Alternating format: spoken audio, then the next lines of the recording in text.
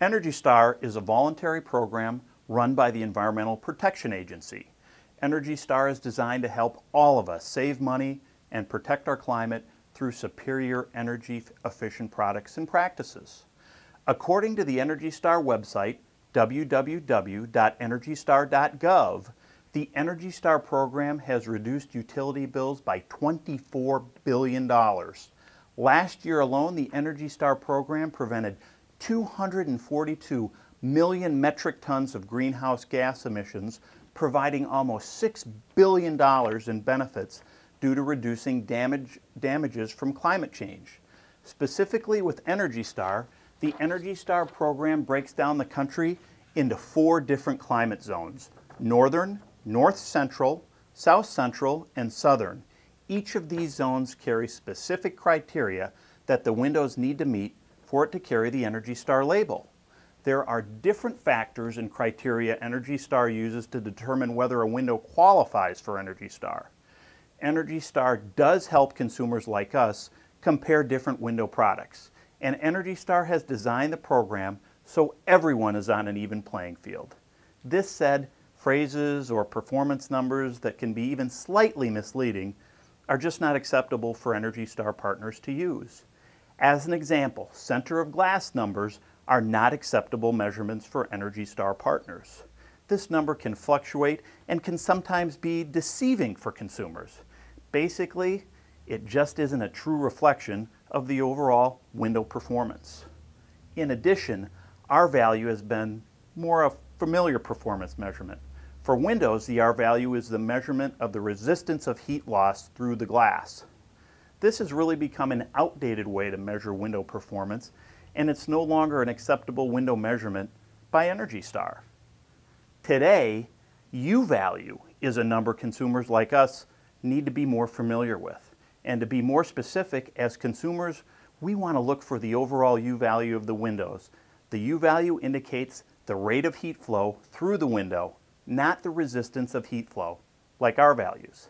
The lower the U value, the better the window performance. There are several factors that can affect the U value of the windows, including the properties of the frame, the type of glass, the glazing system, weather stripping, even grids can have a bearing on the performance of the window. The solar heat gain coefficient of the window, or SHGC, measures how well a window blocks the heat caused by sunlight. The lower the solar heat gain, the less the solar heat transmits into the house. Depending on the region of the country you live in, you may need a higher or lower solar heat gain coefficient. For example, in northern regions, you want to look for a higher solar heat gain to let more passive heat in your house during the winter months. Conversely, in southern regions or heating-dominated climates, you want to have a lower solar heat gain to block more of the heat coming through the windows. Visible light transmission measures how much light comes through a window. The higher the visible light, obviously the more light is able to get through. Many times, low visible light numbers mean the solar heat gain coefficient will be lower. As mentioned before, this may be perfect for someone living in a southern climate like Florida. There are also 2 optional performance numbers you can look for depending on the window manufacturer you're considering.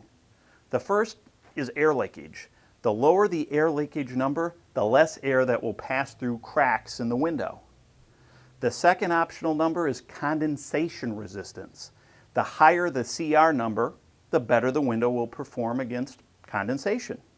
No window warranties itself against condensation, but again, having a higher CR rating means your window will do a better job combating against condensation.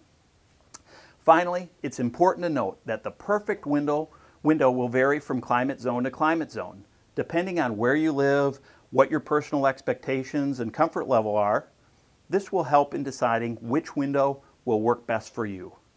All of these numbers can be reviewed at www.energystar.gov and www.nfrc.org. Thank you.